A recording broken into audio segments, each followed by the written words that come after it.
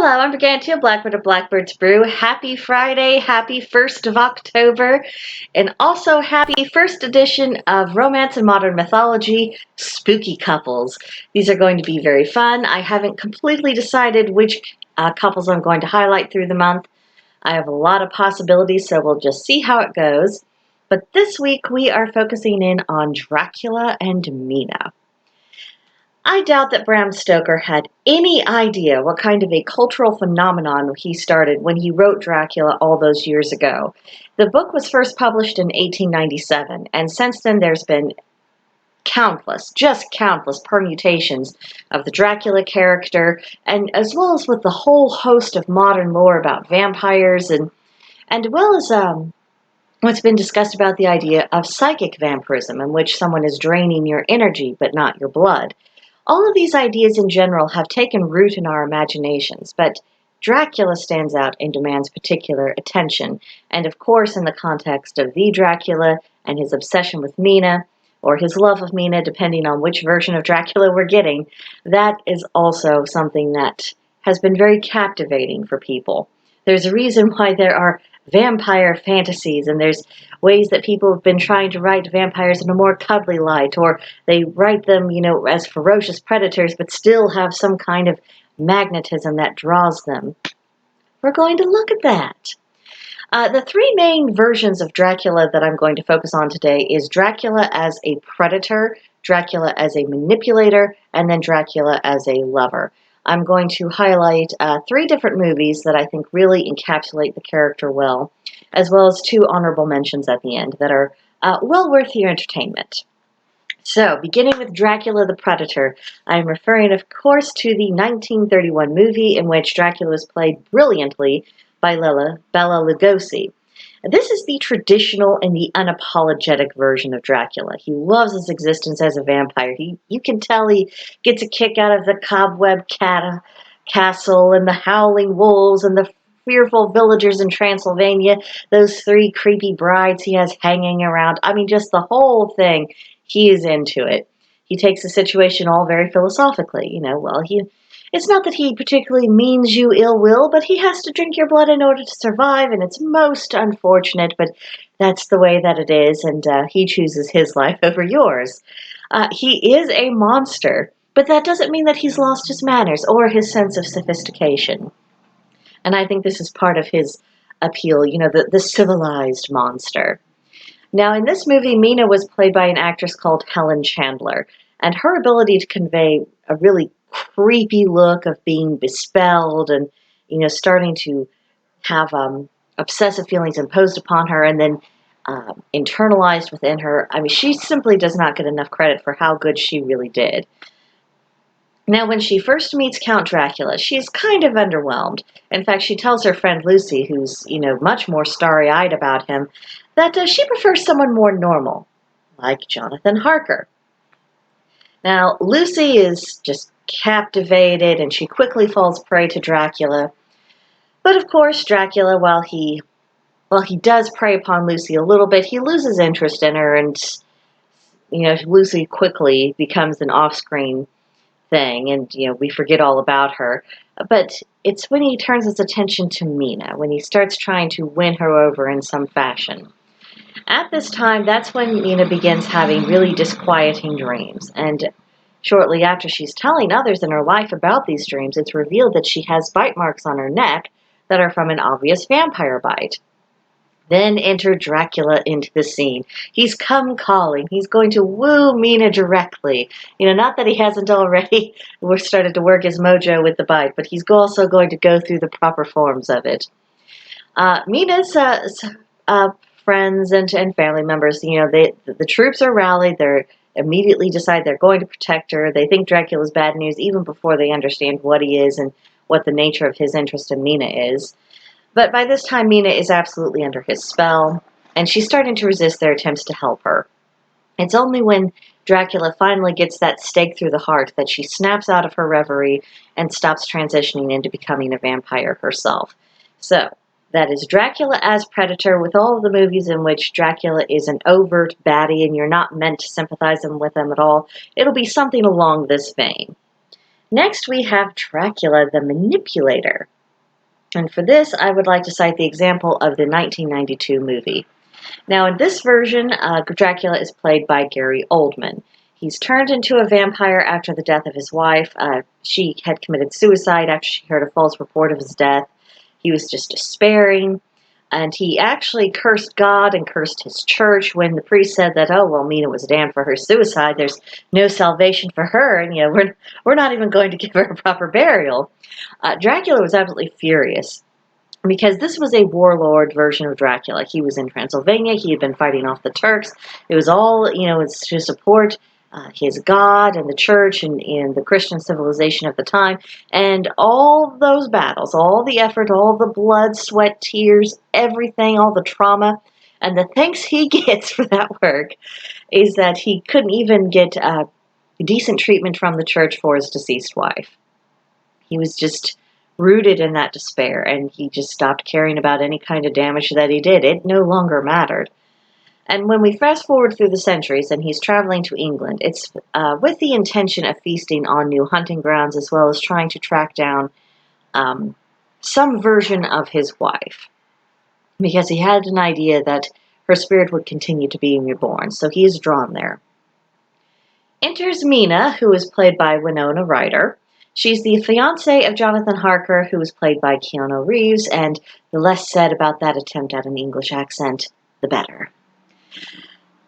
But she meets Dracula when Jonathan Harker is away, and shortly thereafter she finds herself embroiled in this really passionate, emotional affair with Dracula. And it turns out that Mina is that reincarnation of Dracula's wife, just as he had suspected when he first saw her picture in the possessions of Jonathan Harker back in Transylvania. Through their interactions, it just becomes really, really obvious that they are tied together within their spirits on a level that transcends centuries, transcends death, and is just going to continue to exist. Meanwhile, poor Jonathan is being held captive in Transylvania. Dracula's brides are feeding on him and torturing him. He finally does manage to escape, and once he does, he seeks shelter in this nunnery, and they write to her, says you need to come to him, and Mina dutifully goes, and she essentially writes a Dear John letter to poor Dracula. Dracula just goes into a complete downward spiral of despair. Mina, on the other hand, she's going through with the wedding. You can tell some part of her heart just isn't really into it, and it's only after she's married, and presumably after the marriage has been consummated, that she's beginning to understand the nature and meaning of the feelings that she had had for Dracula, and the fact that simply putting on a wedding ring given to her by Jonathan Harker did not change those feelings. So she is tormented by this. But at this time, she also doesn't know that, the person who essentially made sure that Jonathan was being held captive is Dracula himself. There's just a whole lot of information she doesn't know. So the hunt is on. After this point, it doesn't take too long before Mina she comes to realize that her friend Dracula is one and the same as the monster who held Jonathan Harker captive, and who was also set the chain of events in motion that resulted in her friend Lucy being turned into a vampire, thus necessitating the need for Lucy to be put to rest in a pretty brutal fashion. Despite all this, because of, I think more than anything else, the long-term connection she has with Dracula, past lives and all, the depth of the feelings that her past version had for Dracula, she does find a way past all this. There is something about her that does find that reprehensible and not okay, but she gets past it. She even forgives his actions. Dracula at this point he has come to Mina, and he's explaining fully at this point. Finally, we get actual disclosure about what he is, why he is, what it means, and what it would mean if he gave in to her request to turn her. After hearing all this, Mina still wants him, still loves him, begs him to turn her, says, take me away from all of this death.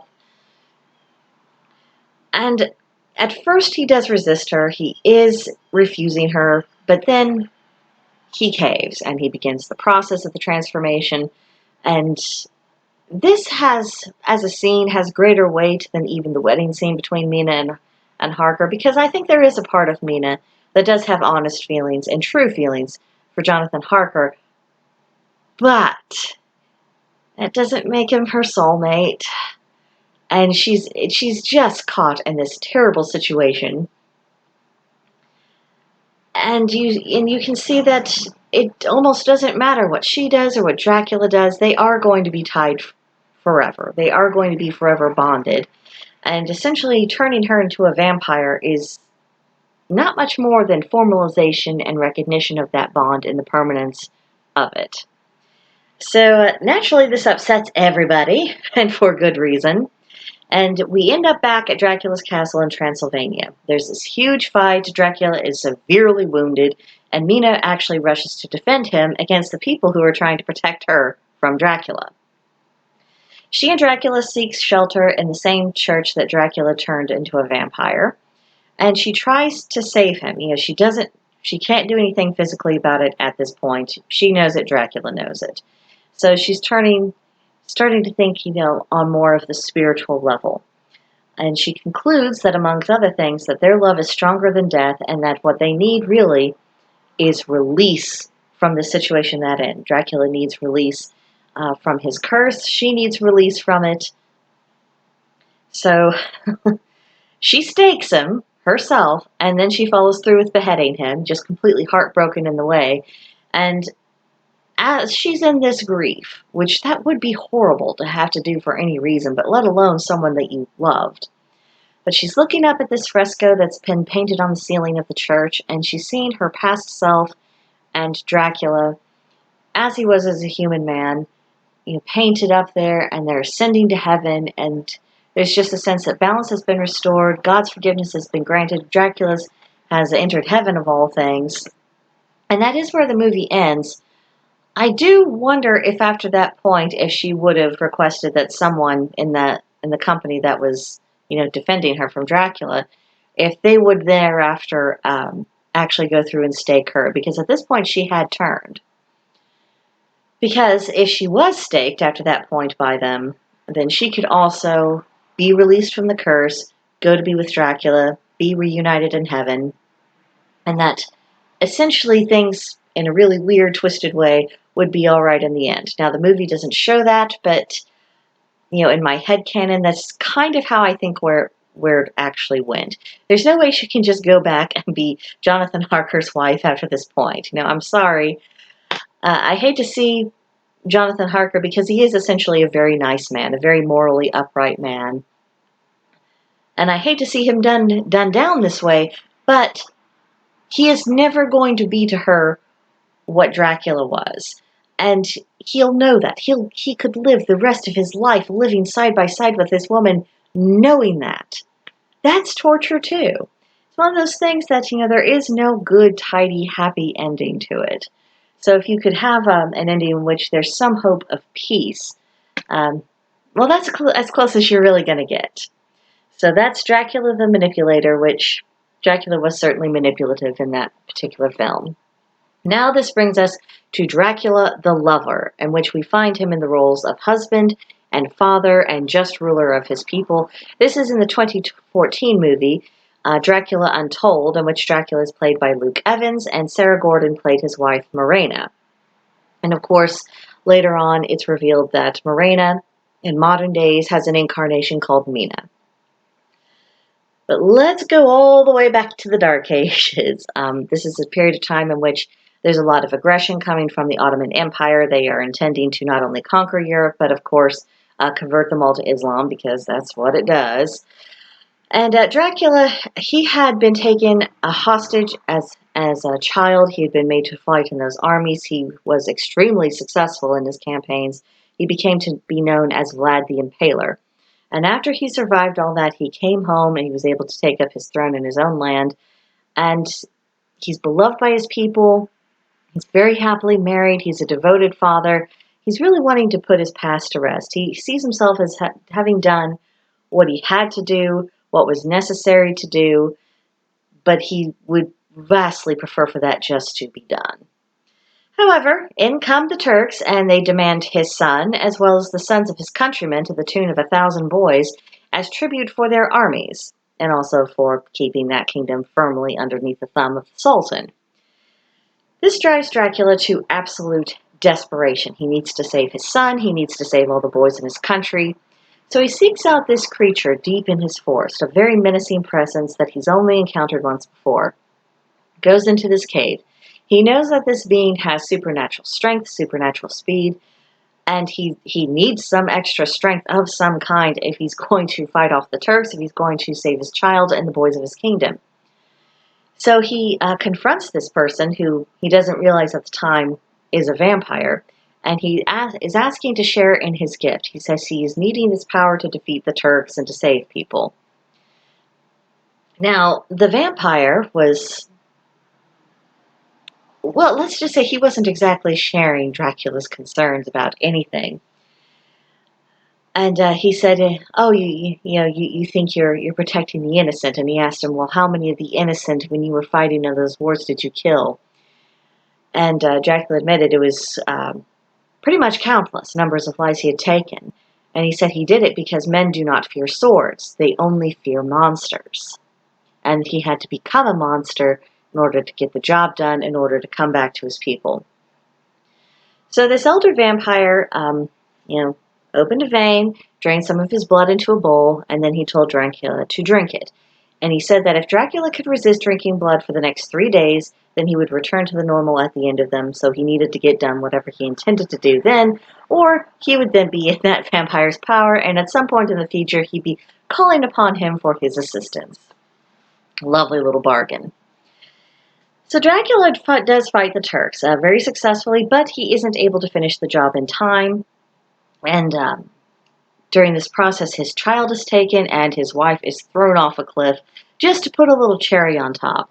He's diving off the cliff. He's still able to fly. He's trying to get to her. He's trying to save her, but he can't. And in her last moments, she's demanding that he drink her blood, complete his transition into being a vampire, and save their son.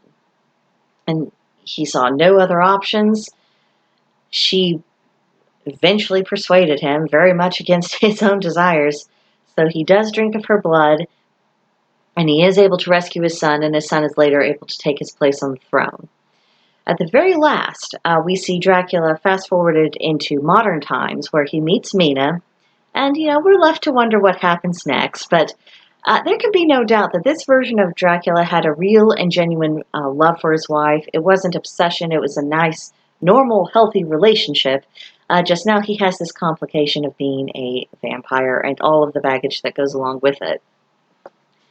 So these are the 3 big versions that we see of Dracula, when he's just outright predatory, where he's manipulative, but there is something about him that is semi-sympathetic, and then we see someone who is essentially good within themselves, but has been forced into terrible deeds out of sheer necessity and desperation. Dracula is a very complicated figure, and it's really no wonder that his presence in the modern mythos has given rise to vampiric fantasies and trying to find some justification for who and what he is. He has magnetism as a character, as do many of the actors who are called upon to play him. Yeah, and we fall for it as readily as Mina does, because there's the charisma, the charm, the passion, and just the unyielding nature of Dracula that is a natural aphrodisiac. It may not be popular to admit that these days, but let's face it, most of us do like a powerful man, and Dracula is powerful. So this brings us to 2 honorable mentions of the Dracula character. The first is the 2013 Dracula series, in which Jonathan Rhys-Meyers is in the role of Dracula. You might recognize him from The Tudors. He played Henry VIII. In this version of Dracula, it's set in the 19th century London. This particular Dracula was cursed by the Order of the Dragon, who also murdered his wife. He then meets the reincarnation of his wife, and that's where the games begin. This rendition of character is a very alluring blend of Dracula in all of his modes. This Dracula is predatory, he is manipulative, but he is also in the role of the honest lover, because his feelings for Mina are honest, and they are based on something that is real and something that is very human. So if you haven't had a chance to see that, I think it only lasted one season. Well worth your time. And despite his unfortunate height, Jonathan Rhys-Meyers is a cutie pie. The other I'd like to draw attention to is the 2020 Netflix series Dracula. It was 3 episodes. I think it originally aired on the BBC before coming to Netflix. But the actor who played Dracula was called Klaus Bang. That's what I looked up, and that's what I saw. No, I'm not in charge of naming these actors. But this version of the story does deviate a bit from the traditional pattern of the Dracula stories. It focused more so on the idea that you are what you eat. So who Dracula is, what he knows about the world, how he presents himself, his manners, his bearing, how he interacts with the world, and what he actually believes, not just about the world, but also believes about himself. It's a direct result of whose blood he happens to be drinking. So whatever ideas his victim had about vampires, those are the ideas that, essentially become his reality because he believes it. Now, his antagonist in this is Sister Agatha Van Helsing in the 1890s, and then in modern times we meet up with Dr. Zoe Van Helsing, who is a descendant of Sister Agatha's brother, and she's kind of a quasi-reincarnation of Agatha herself. It gets very complicated. This Dracula has a kind of wildness to him. There's something very desperate about him that we don't really see in the other versions. It isn't a desperation for love or a desperation to get Mina back, but it's a desperation of existence. Everything about how he exists, every moment of his life, it is just absolutely coiled around the sense of desperation. And in the course of his dealings with the Van Helsing character, which was very interesting to see, a nun, and then later this doctor being the Van Helsing characters. She was his antagonist, but she was also, in some ways, the only one who ever really understood him. And so, in the end, when she's dying and he's dying, he has the power to cast illusions. So as they are going off into the light, they have this moment of transcendence together. And at this point, both Sister Agatha and Zoe Van Helsing, their spirits have merged into being one and the same. And she was asking something along the lines of, is this what death feels like? And he said, yes, but do you think after all these years that I'd let it hurt? So they had a really peculiar bond that was acknowledged right at the very end. It's an interesting take on the stories.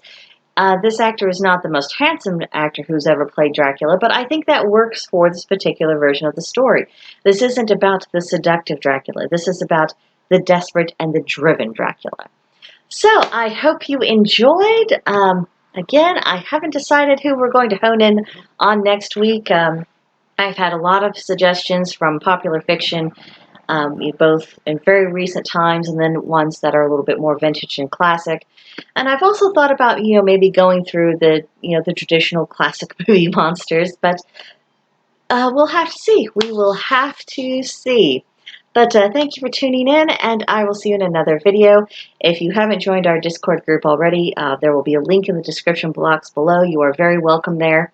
And of course, please subscribe to this channel, like, and leave a comment if the spirit should so move you. But bye for now.